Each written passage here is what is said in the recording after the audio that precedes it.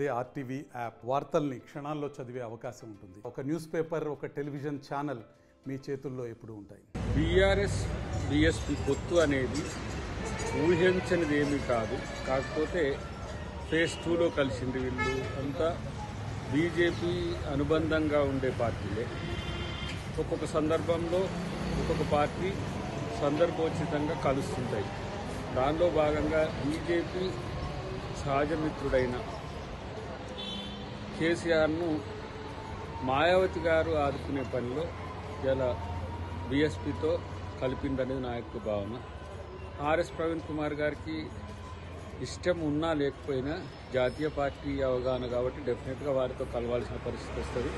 ఆయనకి ఇది ప్రత్యేక పరిస్థితి అయినప్పటికీ కూడా బీఎస్పీ, బీజేపీ, బీఆర్ఎస్ ఇవి మూడు కాంగ్రెస్ వ్యతిరేకంగా పనిచేస్తున్నవి అనేది ఎప్పటి నుంచో కాంగ్రెస్ పార్టీకి ఉన్న అవగాహన.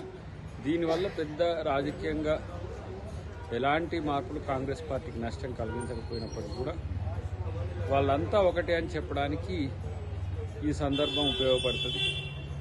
బట్ బీఆర్ఎస్ బీఎస్పీని తన బలోపేతానికి ఉపయోగించుకుంటాం తప్పితే బీఎస్పీకి బీఆర్ఎస్తో మేలు ఉంటుందనైతే నేను అనుకోను.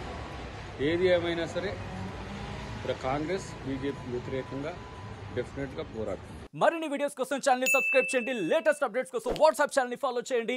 అండ్ లింక్ డిస్క్రిప్షన్ లో ఉంది.